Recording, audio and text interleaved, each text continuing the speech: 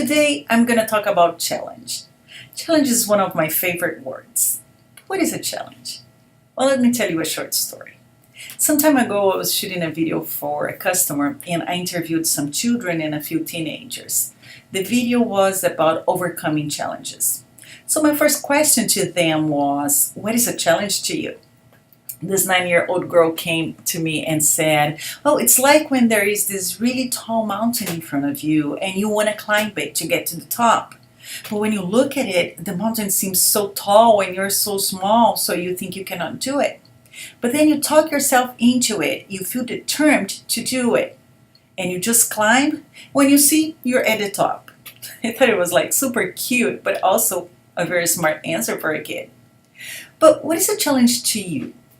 Well, to me, challenge, as anything else in life, depends on how we look at it, on how we react to it. Some people might see a challenge as something quite impossible to achieve.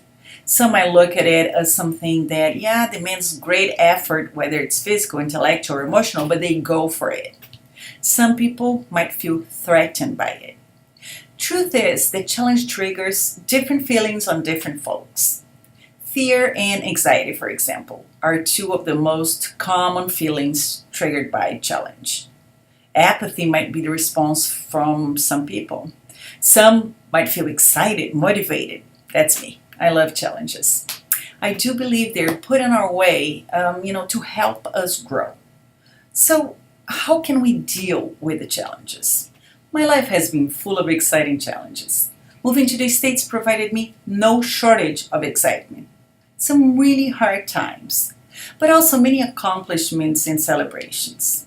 One of the very common challenges for immigrants coming to the US, for example, is the language. Well, I've learned some English at school while in Brazil, and I could communicate well when I arrived to Miami. But to be able to adjust to the American lifestyle, which was really important to me, and to be able to succeed professionally, I needed more. I needed better. Many times I found myself in really difficult situations because I misunderstood someone. I absolutely hated talking on the phone because it was so much harder to understand people. I almost had a heart attack when, just a few months after I moved here, that horrendous September 11 terrorist attack happened, and I could not understand what was going on. And I literally had to go to a TV close by and see the towers falling to understand how serious the situation was. But I did not let those bumps on the road intimidate or stop me. I started to read a lot, to watch TV, to study. I searched the internet and, started to write. And I asked for help.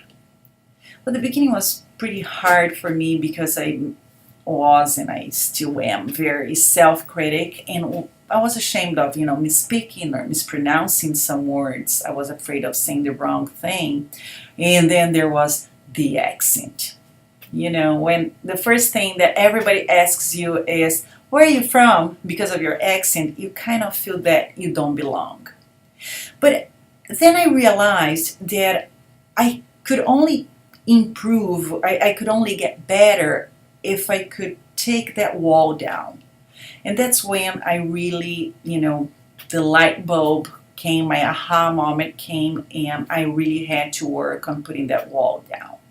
So one thing that I've learned is, after all the sacrifice, after all, what I have to go through, was to praise myself and to celebrate my achievements.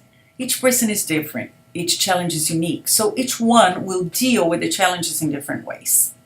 What works for me might not work for everybody else. But here's how I try to deal with my challenges. I first face my challenge. I acknowledge that I have a challenge in front of me. I don't run, I don't hide, even though many times I wish I would. Then I take a really deep breath, or as many as I need, to take myself into a calm state.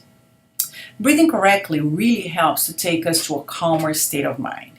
And here's the technique I use. I breathe in deeply while counting to 4, hold it while counting to 2, and then breathe out really slowly while counting to 8. And I repeat it until I feel I'm in control. When I first look at challenges, sometimes, they might seem scary or unattainable. And that's when I break my challenges down into little pieces, steps, or phases, however you want to call it. I feel like it becomes much easier to achieve if they are smaller. I prepare myself to run a marathon.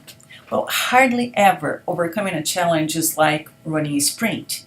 It takes time, determination, focus, courage, and many times sacrifice and passion. The most difficult to me is accepting that I might fall and fail, but it's a really important step. The important thing is to not give up, to know that I can get up and keep going. A fall doesn't need to stop my journey. It just means that I might need a hand. And that's when I activate my support system. Everyone has a friend, a counselor, a family member who they can count on. I ask for help. Sometimes I need guidance, sometimes encouragement, sometimes just a hug. But I sure need support. And the other thing that is really important is never forget to praise yourself. That's what I try to do. I know it sounds weird sometimes, but celebrating my victories, no matter how small or big they are, make a big difference. I try to always remember that the fact that I accepted the challenge is already a victory by itself.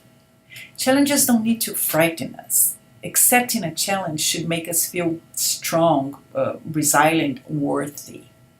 The journey sometimes, might be bumpy, but the achievements are a victory.